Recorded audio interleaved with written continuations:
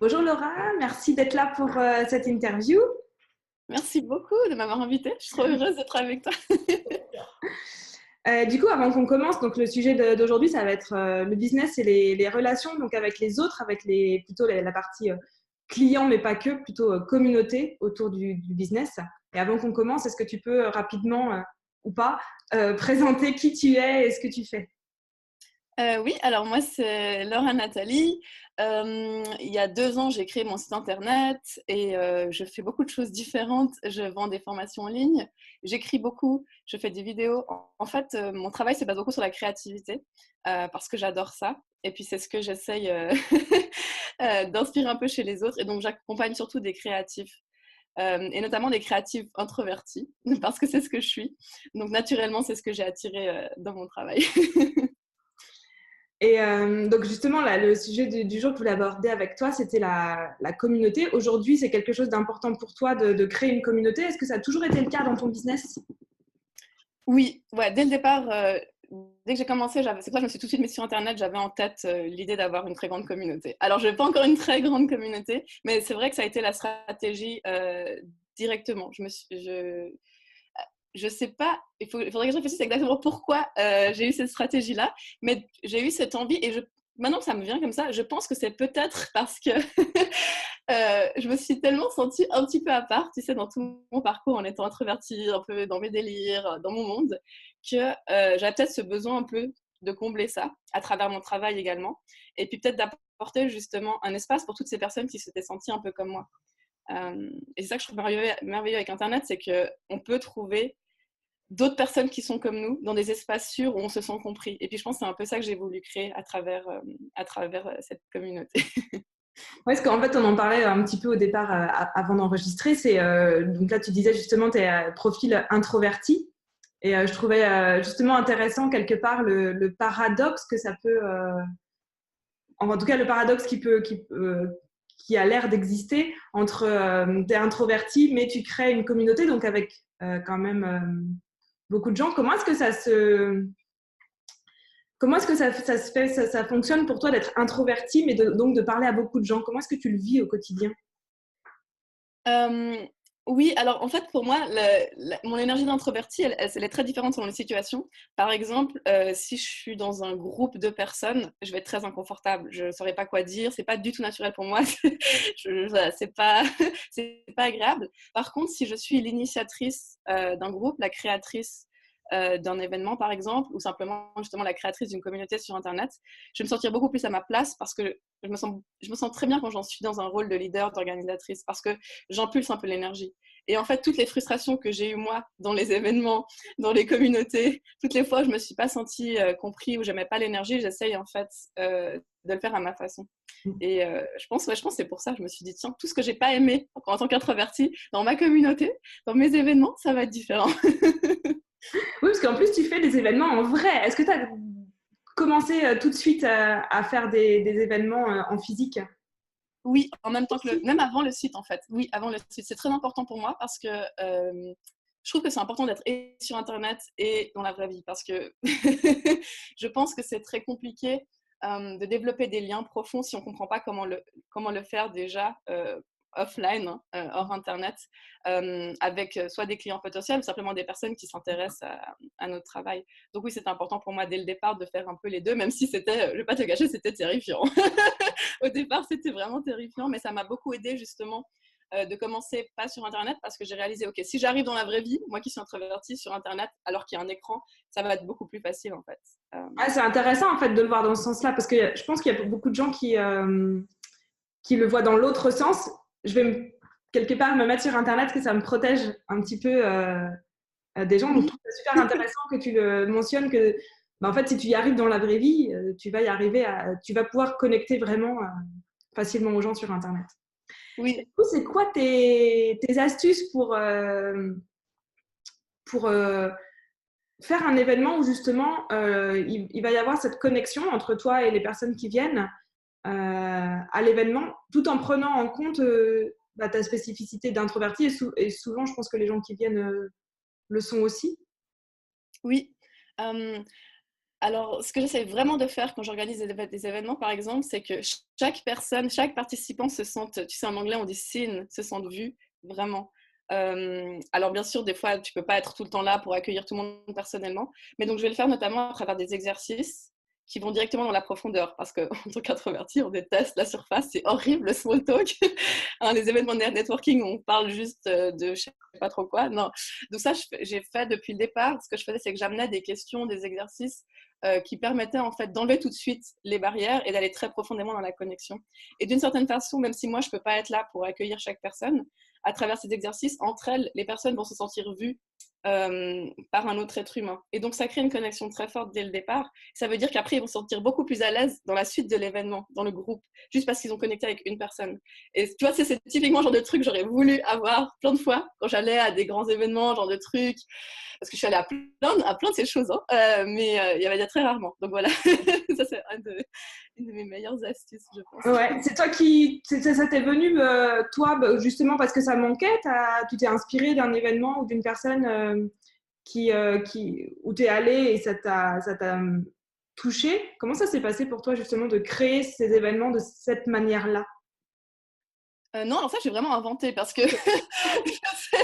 c'était un mélange. J'ai pris un petit peu des expériences que j'avais eues notamment dans ma vie amoureuse quand je suis célibataire et que je vais à des rendez-vous amoureux et que c'était un peu la même frustration. Comment je fais pour connecter rapidement avec la personne sans passer par la case superficialité? Et j'ai remarqué que selon les questions qu'on posait, on pouvait aller beaucoup plus rapidement dans la connexion. Et puis, oui, comme je disais avant, du fait d'être allée à tellement d'événements où j'arrivais, je me sentais perdue et je ne savais pas quoi dire aux autres. Et donc, je me suis dit, je ne dois pas être la seule à sentir ça.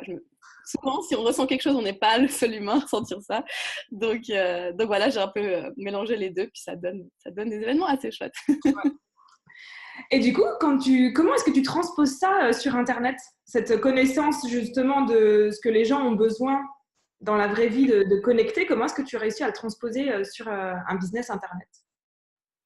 Ouais, alors à nouveau, moi, ça partait de nouveau d'une frustration parce que je trouve que sur Internet, il y a tellement de trucs qui sont faux, qui sont pas authentiques. Et pour moi, la connexion, ça passe avant tout par l'authenticité, par la vulnérabilité. Donc, moi, vois vraiment la chose comme je te partage un bout de mon cœur et donc je vais t'inviter à partager le tien.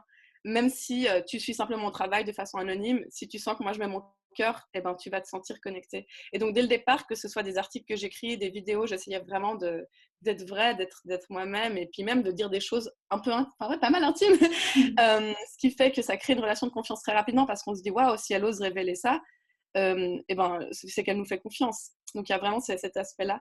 Et puis après, au sein, par exemple, j'ai un groupe Facebook. J'ai créé plusieurs groupes Facebook. Au sein du groupe Facebook, c'est un peu comme un événement, mais version en ligne. Donc, cette idée que chaque personne qui soit là se sente vue, se sente acceptée, se sente comprise. Et puis, vraiment créer une atmosphère. Moi, je fonctionne beaucoup avec l'énergie. Créer une énergie, une atmosphère où on sent que c'est magique, on sent que c'est particulier. Et c'est vrai que, et dans les événements que je fais dans le monde et dans les communautés que je crée sur Internet, on me dit souvent ça, c'est incroyable, j'ai jamais pu partager autant sur moi, me sentir aussi bien. Donc, apparemment, ça se transpose bien. Et donc, ouais, je trouve aussi très intéressant que tu mentionnes que ça fait qu'à la base, c'est parti donc de toi, de ton expérience relationnelle. Là, tu disais amoureuse. Et, Oui, entre autres, ouais. mais non, mais c'est super intéressant. Ça rejoint totalement mon message du lien entre les relations amoureuses et comment est-ce qu'on construit un business. Et du coup, là, tu dis, ouais, ça fait partie d'une frustration, entre autres, dans la relation, donc là, que tu mentionnes au niveau de la séduction, donc au début de la relation, mais comment est-ce que tu crées cette connexion? Et est-ce qu'il y a d'autres choses qui te viennent en tête sur un parallèle entre ce que tu as pu vivre au niveau amoureux, soit séduction, soit le couple, et que tu as pu transposer ensuite dans tes relations avec ta communauté ou dans ton business? Alors bon, un des parallèles que je remarque déjà beaucoup, c'est que si je suis avec quelqu'un et que justement je prends pas soin de moi, je prends pas soin de mon bonheur, je prends pas soin de ma créativité et que je me mets dans une sorte de stress, et ben il y a tout qui explose à tous les niveaux en fait. D'un coup mon business marche pas et puis le couple ça marche pas non plus. Donc il y a un lien tellement fort entre les deux que c'est très difficile. Ouais, au début, je me disais non, mais t'inquiète. moi, je peux séparer ça. Puis je réalise que c'est très compliqué en fait. Et puis c'est super lié. C'est pour ça que quand tu m'as dit que c'était c'est ta spécialité, j'étais là, mais c'est génial parce qu'il y a vraiment un lien fort, quoi, en fait. Je sais pas si je répondais vraiment à ta question parce qu'il n'y a pas forcément d'autres astuces qui me viennent comme ça. Et dans ce que tu as pu... alors, si ça ne te dérange pas d'en discuter, tu disais que justement, tu as eu une période où tu avais, si je comprends bien, et ton couple, c'était pas génial, et le business, c'était pas génial. Comment est-ce que tu as pu... qu'est-ce que tu as fait, toi, pour changer cette situation? Bon, en l'occurrence, j'ai pas géré ça, et puis on s'est séparés, mais ça m'a fait beaucoup grandir, puis ça m'a fait réaliser que oui, le parcours entrepreneurial, c'est quelque chose de quand même assez particulier, et euh, ça demande un certain type d'ouverture d'esprit en fait pour être en couple avec quelqu'un qui est dans ce parcours-là, et aussi pour nous, la personne qui sommes entrepreneurs, euh, de vraiment travailler sur nous-mêmes pour pas emmener tous nos soucis d'entrepreneur dans le couple en fait. Ça m'a vraiment appris ça. Et du coup, ta séparation, ça a changé. Il y a des choses qui ont changé dans ton business après. Qu'est-ce que ça a changé pour toi? Est-ce que tu as changé la façon dont tu gérais ton business? Ou est-ce que qu'est-ce que tu as vu comme impact derrière? Oui, bah, j'ai pu, bon, bien sûr, après le premier et deuxième mois, pas facile, je pense que je me suis retrouvée très rapidement. Bon, je suis quelqu'un à la base qui suis très à l'aise quand je suis seule aussi, donc ça, c'est autre chose à travailler. Une fois, je te contacterai. Donc, c'est vrai que ma tendance naturelle, c'est d'être seule, donc c'est vrai que j'ai commencé à faire des choses en plus accélérées, parce que d'un coup, j'avais tout ce temps pour moi. Et j'ai retrouvé ma créativité, et j'avais beaucoup moins de culpabilité à prendre le temps en fait pour faire ça. Et parce que c'est vraiment, enfin, mon business, tout ce que je fais chaque jour, ça m'obsède vraiment. Et oui, donc c'est vrai que ça m'a fait accélérer les choses.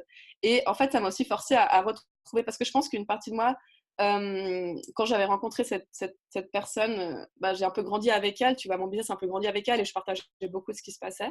Et donc d'un coup, je me suis retrouvée un peu seule avec moi-même et mon business et puis tout ce que je créais. Et c'était pas mal parce que j'ai dû retrouver cette force en moi. Et puis, tu vois, retrouver ça tout sans pouvoir partager avec quelqu'un en particulier, ce qui n'est pas toujours simple. Et puis, du coup, quand on fait des forcés de retrouver ça en nous-mêmes, ça nous fait évoluer très rapidement. Donc ça, c'était pas mal. Mais puis c'est vrai, quand tu es entrepreneur et en couple, bah, ton activité, elle prend quand même énormément de place. C'est pas forcément évident de trouver justement ce juste équilibre entre ouais, ton business et ta vie de couple. Alors, je sais pas si aujourd'hui tu es en couple et si tu fais différemment. J'ai oublié de te poser la question avant. Donc, si c'est le cas, qu'est-ce que tu fais différemment? Ou sinon, qu'est-ce que tu feras différemment la prochaine Ouais, fois? non, alors en ce moment, je suis célibataire.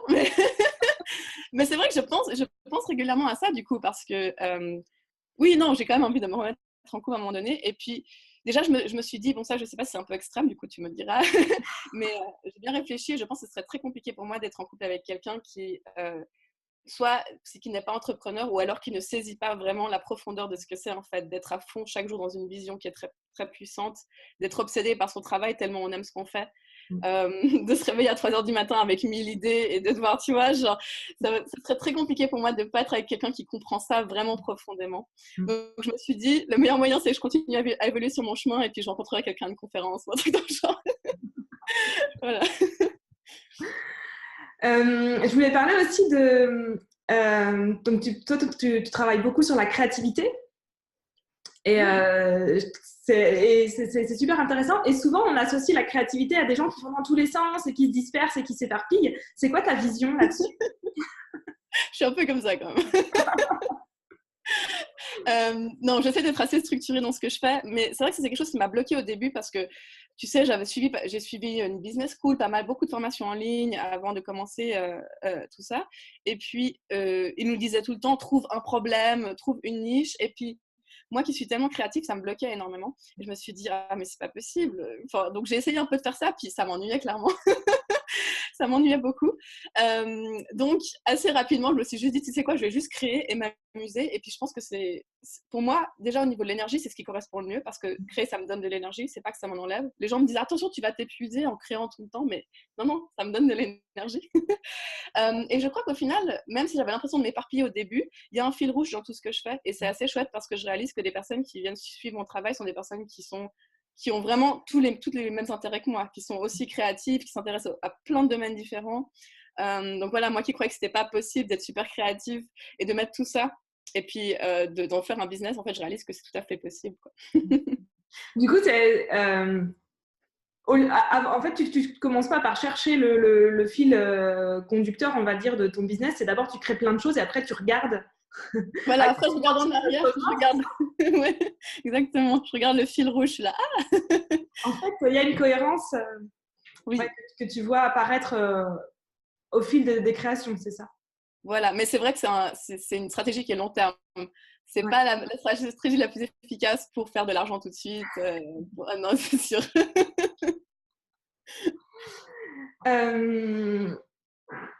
Et du coup, donc les gens avec qui tu travailles, ça va être quel type de personnes?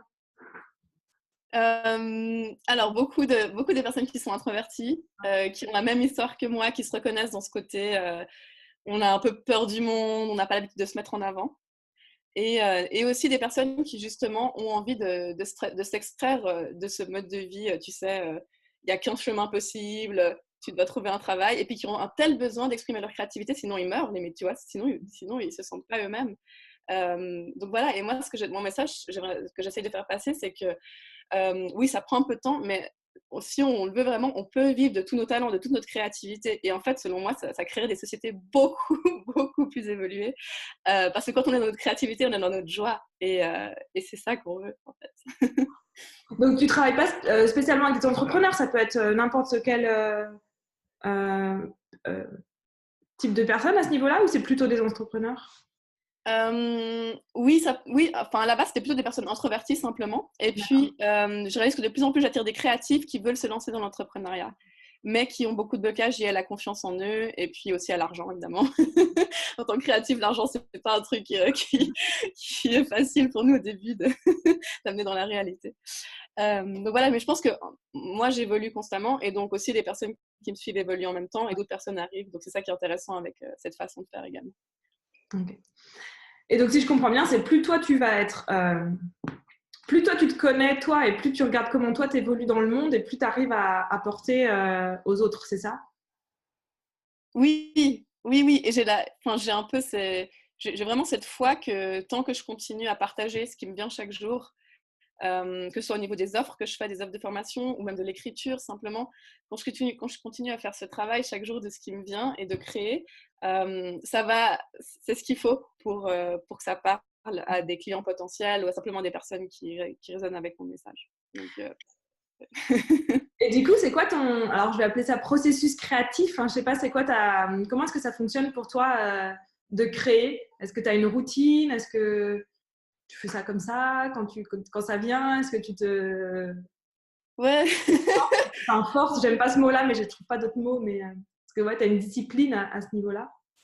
Oui, alors au début, c'était vraiment juste quand ça venait, quoi, parce que je décidais que c'est vrai que quand c'est frais et quand tu as vraiment une inspiration, c'est tellement fort. Ça, c'est souvent les meilleures choses qu'on crée, je trouve. Par contre, j'ai instauré une discipline et j'essaie de créer chaque jour. Et depuis que je suis disciplinée, c'est vrai que les choses sont beaucoup mieux pour moi. Parce que c'est comme beaucoup d'écrivains qui disent tu peux attendre l'inspiration toute la journée, mais tant que tu ne te mets pas devant ton ordinateur et que tu es devant ta page blanche, voilà. Donc, c'est vrai que je me force quand même à créer même les jours où ça ne vient pas, même si ce n'est pas fluide, parce que c'est important pour moi d'avoir ces disciplines créatives, parce qu'il y a aussi cette notion de si on veut vivre de sa créativité et avoir un impact et même être ambitieux avec sa créativité, il faut la prendre au sérieux. Et donc, la prendre au sérieux, c'est pas que la laisser faire ce qu'elle veut, mais c'est aussi dire, OK, même quand elle ne vient pas là tout de suite, je vais faire un maximum. Puis si vraiment je suis bloquée, il y a pas mal d'astuces de créativité, comme par exemple, l'autre jour, je suis allée à une conférence très business, rien à voir. J'ai pris des notes tout le long, mais en fait, je prenais pas du tout des notes sur la conférence, c'est juste que quand je vais dans un autre environnement, ça m'inspire pour mes trucs. Donc voilà, juste changer un peu d'environnement, ça m'inspire très vite pour mes propres projets à moi. Ok, donc tu nourris quotidiennement, enfin régulièrement justement, comment est-ce que tu nourris ça régulièrement? Oui, alors je lis beaucoup, je lis beaucoup, je regarde des vidéos, je rencontre des gens. J'essaie de vivre aussi. Ça, c'est chez moi. Le plus on vit, le plus on est créatif. Et ça, c'est un équilibre qui n'est pas facile parce que, par exemple, l'écriture, ça demande tellement de temps. Et donc, des fois, quand on écrit, on a tendance à arrêter de vivre, on s'enferme un peu. Donc, c'est pas facile parce que c'est cet équilibre constant entre, on sait que pour être créatif, il faut vivre, avoir des expériences, des histoires. Et en même temps, pour avoir un business et être ambitieux, il faut quand même avoir une discipline et puis être productif et puis s'enfermer un petit peu dans sa bulle. Donc, voilà, je cherche encore l'équilibre, mais ça va. Et tu dis que tu rencontres des gens. Est-ce que tu es plus à l'aise aujourd'hui à rencontrer, à être dans un groupe de personnes ou comment est-ce que ça se passe pour toi, cette partie-là? Oui, non, je dirais que je suis beaucoup plus à l'aise. Et je pense que l'entrepreneuriat, ça m'a énormément aidée. En fait, ça m'a carrément beaucoup, beaucoup aidée. Bon, quand j'ai commencé, je me sentais déjà pas trop mal à l'aise parce que j'avais travaillé sur moi-même pendant pas mal d'années. J'avais beaucoup voyagé, j'étais sortie de ma zone de confort beaucoup de fois. J'avais emménagé dans d'autres pays. Mais je pense que du fait tu vois, d'être vraiment moi-même, genre sur Internet, d'être complètement authentique, ça a vraiment créé un déblocage où j'ai plus tellement peur de montrer qui je suis, quelle que soit la situation. Et puis parfois, je vais dire, bon, bah, je suis introvertie, donc voilà. Parfois, je vais pas être à l'aise. Mais avant, je l'aurais pris vraiment je me serais sentie mal. Alors que maintenant, je me dis, bon, bah, de toute façon, en fait, c'est ça, c'est que je crois tellement en ce que je fais et en mon message et en tout ce que je crée que ça m'amène une confiance en moi qui est tellement forte parce que c'est au-delà de moi-même, en fait. Donc, je vais pas me dire, oh mon Dieu, est-ce que je dois dire ça? Est-ce que je dois pas dire ça? Parce que vraiment, je crois à ce que je fais, tu vois. Donc, ouais, ça a beaucoup débloqué l'entrepreneuriat. Euh, du coup, on parlait de communauté, donc tu as un talent pour justement créer des communautés, créer des événements. Donc, j'ai participé à un de tes événements il n'y a pas longtemps. D'ailleurs, c'était le premier de la série, il y avait quand même beaucoup de monde Ouais, ouais, c'est cool. à cet événement. Euh, Comment tu expliques cette réussite-là à ce niveau-là? Bon, je pense que c'est plusieurs facteurs différents. Il y en a un, c'est que je suis assez douée pour écrire, donc je sais utiliser pas mal d'astuces d'écriture et de marketing pour attirer des personnes. Donc ça marche bien. Et aussi, de nouveau, c'est parce que dès le départ, j'ai tout fait pour créer des communautés à travers les différents sites internet, dans ma ville. Et j'essaye à ma façon d'entretenir des relations. C'est-à-dire que par exemple, au dernier événement, il y avait, je pense, en tout cas un tiers des personnes que je connaissais déjà D'accord. d'avant. Donc oui, je pense que c'est parce que je vois vraiment à long terme et que les gens sentent que voilà, je suis là avant tout, enfin, dans l'amour, et puis pour qu'ils puissent se sentir eux-mêmes. Et je pense que ça marche. Je pense que ça marche bien. C'est ce que les gens veulent en fait. Ils veulent juste se sentir bien eux-mêmes, et puis on leur procure ça, les plateformes pour ça. Et c'est quoi pour toi entretenir des relations? Donc, tu disais, il y avait à peu près un tiers des personnes qui te connaissaient déjà, qui avaient soit déjà participé à un événement ou qui te connaissaient sur Internet, je crois. Comment est-ce que tu entretiens justement des relations avec ta communauté? Euh, Oui, alors c'est vrai que je suis pas la personne la plus douée pour entretenir des relations dans la vraie vie, c'est ça qui est assez ironique. Enfin, mes amis, ma famille te le diront. Laura, elle répond pas souvent à ces messages et tout. Mais en fait, c'est parce que j'ai une vision assez particulière, c'est que je crois que mon impact et ce que je peux offrir est la plus puissante quand je fais ce que j'aime vraiment. Et donc, j'ai besoin beaucoup de temps seul, j'ai besoin de beaucoup de temps pour me recharger. Mais par contre, quand je suis là, je suis vraiment là avec les personnes. Et je pense que c'est comme ça que j'entretiens, c'est que bah, si j'organise quelque chose, je peux vous assurer que ça va être génial et qu'il y aura toute mon énergie. Et je pense que c'est une façon pour les introvertis d'entretenir leurs relations parce que ça ne demande pas à être tout le temps en train d'envoyer des messages qui pour moi n'est pas du tout naturel, mais simplement de donner le meilleur de soi-même et d'être vraiment présent quand on est dans le monde, quand on est en présence d'autres personnes. Donc, c'est simplement ça. D'accord. Donc, c'est pas, comment dire, ouais, c'est pas écrire aux gens absolument, genre tous les lundis, j'écris à des gens. Non, non, non, non, pas du tout. Non.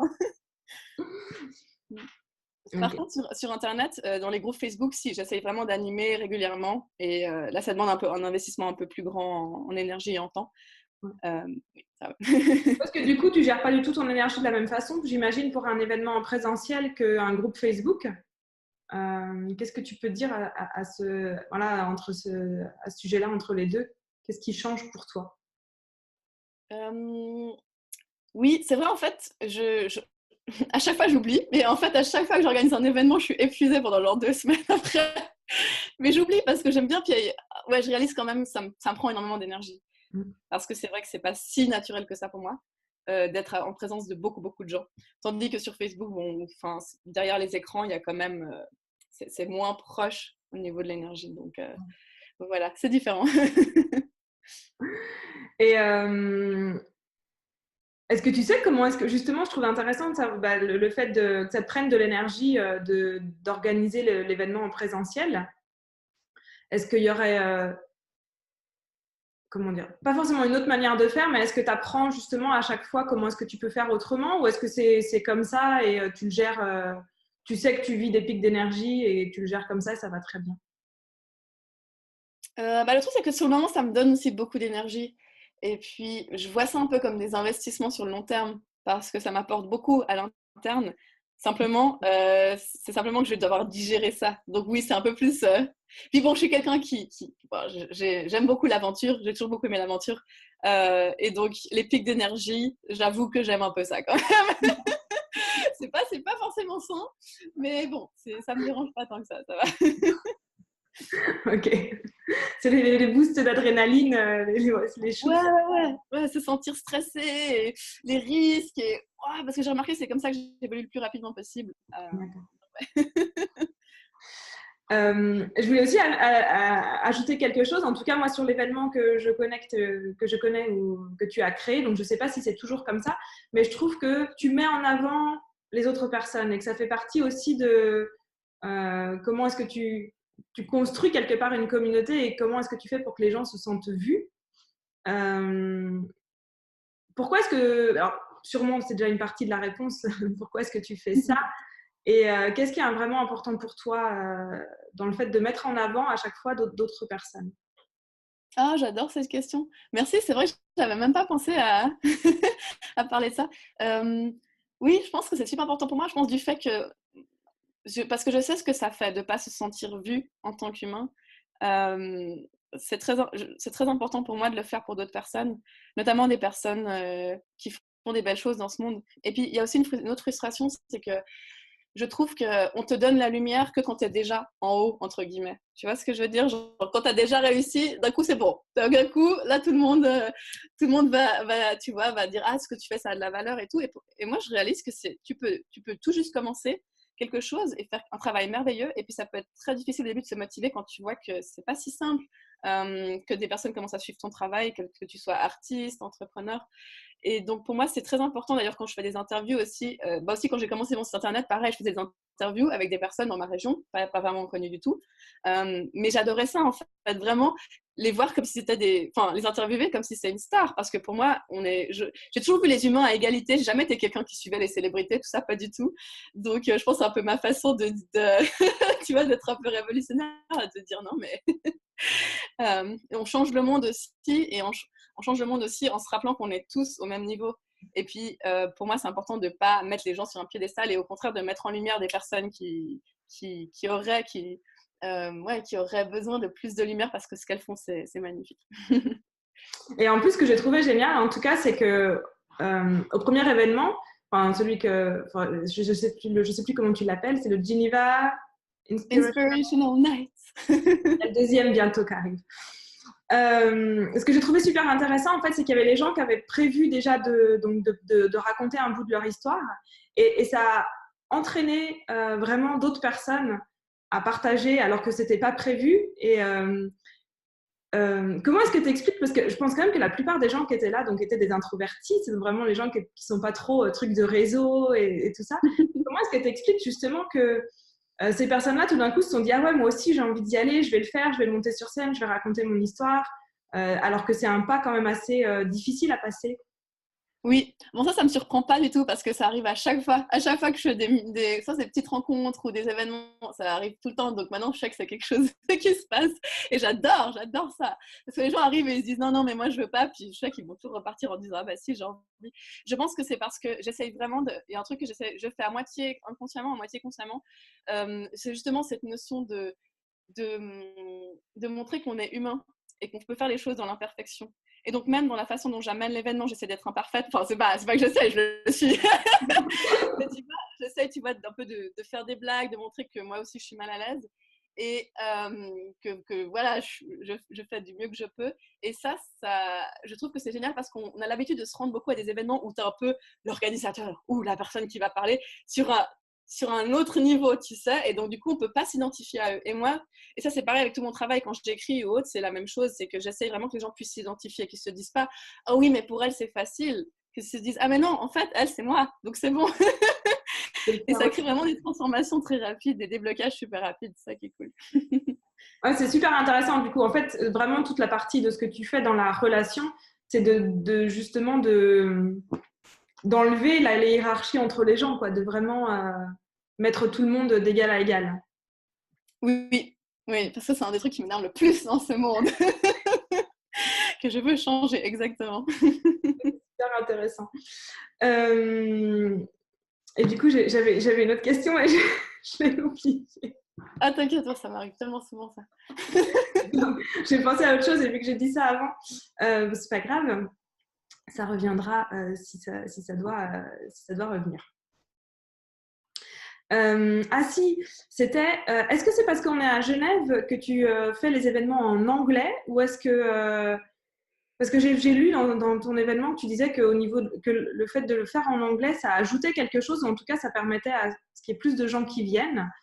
Est-ce que c'est parce qu'on est à Genève ou est-ce que tu ferais la même chose ailleurs?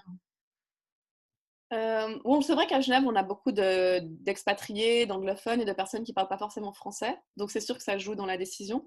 Et puis aussi, mais simplement, je pense que je le ferai ailleurs de toute façon parce que pour moi, l'anglais, ça a été la première langue que j'ai apprise qui m'a permis de connecter avec des personnes qui venaient du monde entier. Et ça a été une telle révélation pour moi de pouvoir communiquer avec d'autres humains alors qu'on n'a pas du tout la même histoire de vie, pas du tout la même culture. Et c'est oui, c'est pour ça que j'ai choisi l'anglais. Parce que c'est un peu pour moi la langue bah bon, par défaut, voilà, c'est comme ça, mais c'est la langue qui nous permet d'aller au-delà de toutes les cultures et de justement toutes les séparations. Donc oui. C'est hyper intéressant en fait, parce que du coup, c'est de nouveau un lien supplémentaire avec les personnes qui passent à ce niveau-là. Oui, c'est ça. Que tu ressens aussi dans l'anglais. Donc, Eloa, donc ma femme qui a parlé lors du premier événement, c'est pareil, on en a discuté ensemble et elle me disait qu'elle pense qu'elle n'aurait pas pu le faire en français. Et donc, je me suis justement, entre ce qu'elle m'a dit et ce que tu dis toi sur l'anglais, ça vient à me questionner sur l'importance de cette langue dans la connexion à l'autre, en fait. Qu'est-ce qui fait que... Alors, je ne sais pas si on aura la réponse aujourd'hui, mais justement, qu'est-ce qui fait que le fait de parler en anglais, ça peut potentiellement permettre de mieux connecter avec l'autre. Alors, je ne sais pas si c'est parce qu'on est francophone, parce que je parlais avec une coach récemment qui justement disait que pour elle, elle avait commencé en anglais alors qu'elle est francophone parce que justement, elle se sentait trop... Il y avait un côté trop intime de le faire en français, c'était trop proche d'elle. Et c'est vrai que moi, quand j'ai commencé à parler anglais, c'était un peu la même histoire, c'est que d'un coup, je pouvais faire des erreurs, c'était pas ma langue, tu vois. Tandis qu'en français, je me suis jamais sentie à l'aise, puis ça me rappelait toutes mes années d'école, donc il y avait une libération avec l'anglais. Mais bon, ça, c'est peut-être juste une interprétation due à ma perspective. Mais oui, c'est vrai que je trouve que l'anglais, il y a quelque chose de beau dans cette langue. Et aussi au niveau des mots, le français parfois est compliqué parce qu'on doit faire des phrases assez longues. Certains mots sont pas faciles. Tandis que l'anglais, des fois, on peut directement aller dans une explication profonde, belle et profonde avec des mots beaucoup plus simples et directs. Et je pense que c'est ça qui fait aussi la puissance de l'anglais. Du coup, voilà, c'était une question comme ça parce que ça m'est venu et je me disais, ah, c'est fou que cette langue, elle permette ça. Mais comme tu l'as dit juste avant, c'est aussi une langue qui, bah, aujourd'hui, c'est la langue comment dire, qui est internationalement utilisée quand on veut se parler, on veut se comprendre. Et donc, quelque part, ça relie les gens quand on voyage. Tu disais que tu avais voyagé aussi. Ouais. Donc, c'est possible qu'il y ait quelque chose à ce niveau-là. Bon, après, c'est vrai que Genève, on est particulièrement... comment dire, c'est une très très bonne ville pour faire des événements en anglais. Par contre, tu écris en français, c'est juste? Oui, je pourrais pas, enfin, je sais pas, je pourrais pas écrire en anglais. Oui, j'écris en français parce que l'écriture, je pense, c'est ma plus grande passion. J'ai pas encore écrit mon premier livre, mais cette année, normalement. Et oui, j'écris en français parce que c'est la langue avec laquelle j'ai grandi. Et en fait, bon, des fois, on me le reproche un petit peu, mais bon, c'est ma prise de position. C'est mon positionnement. Je mets un peu d'anglais dans mes textes. J'écris dans un langage très, très dynamique, très jeune, très familier. C'est un style qui plaît pas à tout le monde, mais c'était important pour moi, de nouveau, de parler à un public qui se reconnaissait pas dans le français chiant. Enfin, je suis désolée de le dire comme ça, mais pour moi, il y a même des livres de développement personnel, quand je les ouvre en français, j'ai envie de m'endormir tout de suite, quoi. C'est horrible. Et donc, c'était un peu, et de nouveau, une frustration. Moi, dès que j'ai une frustration, je crée un truc pour la combler. Frustration de me dire beaucoup de choses qui existent dans le monde francophone, ça m'ennuie, mais tellement. Et donc, dès que j'écris, je me suis dit, moi, j'adorerais suivre justement un style d'écriture qui est dynamique, il y a beaucoup d'anecdotes personnelles, qui est fun, qui est, tu vois, genre, et qui, du coup, qui parle à peut-être un public qui n'a pas l'habitude de lire, mais qui se dit, putain, avec Laura, j'arrive à lire l'article, ça va. C'est un peu, si on me dit ça, je suis là, ah, super. Et du coup, ton talent d'écriture, est-ce que tu t'es formé en plus pour pouvoir le développer, ou c'est toi comment dire, est-ce que c'est naturel et tu fais simplement que de le développer par l'expérience? Je crois que bon, c'est clair que c'est assez naturel parce que j'ai toujours adoré lire et écrire. Mais oui, j'essaie de le développer constamment. J'ai lu pas mal de livres pour aider justement à mieux écrire, notamment des livres anglais, comme On Writing de Stephen King. Je sais pas si tu connais, il est vraiment cool. Je l'ai pas lu, mais je le connais de nom. Ouais. Ah, ça m'a tellement aidé avec justement le style d'écriture. Et une autre chose aussi, j'essaie vraiment de m'amuser avec, parce qu'on a tendance en tant que créateur, peut-être même en tant qu'entrepreneur, à s'enfermer dans une façon de faire les choses, surtout si on a déjà eu de la validation pour, mais ça c'est quelque chose d'humain aussi. Et puis moi je trouve que c'est important de constamment un peu se challenger, constamment de tester de nouvelles choses, mais ça fait peur parce que quand on te dit ouais c'est super avec un style d'écriture ou une façon de faire ton business, t'oseras moins prendre des risques, alors que pour moi c'est important de le faire constamment parce qu'on est censé être en évolution constante, n'est-ce pas, et de tester de nouvelles choses. Mais donc voilà, j'essaye aussi de m'amuser des fois, de changer un peu, puis des fois ça rate, et puis voilà, des fois ça marche. Et donc, quand tu écris, donc par exemple, quand tu écris sur Internet, ça va être quoi comment dire, ton intention, ou comment est-ce que tu gères justement la connexion à l'autre en face? Est-ce que c'est quelque chose que tu prends en compte au moment où tu écris, ou pas du tout, et c'est quelque chose de très seulement intérieur avec toi-même? Oui, alors au tout début j'avais un autre blog, et là c'était vraiment juste un travail intérieur, mais même à cette époque-là je pensais aux personnes qui allaient lire, c'est vrai. D'accord. Et puis, quand j'ai commencé à vouloir faire un business avec tout le travail que je fais maintenant, c'est vrai que j'ai un processus où d'abord je passe par le je et après je continue avec le tu. Ouais. Ça, c'est très important pour moi parce que du coup, dans le je peux raconter ce qu'il y a vraiment dans mon cœur et puis des personnes peuvent s'identifier. Et avec le tu, elles sentent que je m'adresse à elles. Et ça, c'est quelque chose que je trouve très puissant avec l'écriture qu'on ne retrouve pas avec la vidéo. Parce on me dit tout le temps, pourquoi tu écris, plus personne ne lit. En plus, ça te prend tellement de temps. C'est vrai que ça me prend beaucoup de temps d'écrire. C'est pas forcément très malin comme stratégie. Mais j'écris déjà parce que moi, j'en ai besoin. Et j'estime que si j'en ai besoin, peut-être que ça peut aider d'autres personnes. Et aussi parce que quand on lit, c'est pas comme quand on regarde une vidéo. Une vidéo, on voit une personne qui parle et c'est intéressant, on apprend. Mais quand on lit, on entend notre voix dans notre tête et on utilise notre imagination. Et je trouve qu'au niveau de ce que ça procure à l'intérieur, c'est tellement plus fort et il n'y a rien qui compare. Il n'y a rien qui compare la lecture et l'écriture. Donc, ouais. Donc, du coup, c'est hyper intéressant de ce que tu dis pour connecter à la personne. L'écriture, c'est fort en fait, c'est puissant comme outil. Ouais, d'ailleurs, toi, tu l'utilises beaucoup aussi. Oui, moi j'aime beaucoup écrire aussi. Oui, je trouve ça génial parce qu'il n'y a pas autant de coachs que ça qui l'utilisent de façon aussi géniale que toi, quoi. Merci. Non, c'est vrai. Ce que je disais avant, justement, il y avait peu de choses intéressantes à lire. Bah, non, toi, tu écris des trucs vraiment cool. Et d'ailleurs, moi aussi. C'est génial. Merci. Du coup, tu m'as fait perdre. Ah, moi aussi. Non, je rigole. Je voulais parler de. Bah non. Ah si. Est-ce que c'est indiscret de te demander, tu parles d'écrire un livre. Ah, Sur quoi t'écrirais un livre? Ce serait quoi comment dire, largement, t'es pas obligé de tout raconter.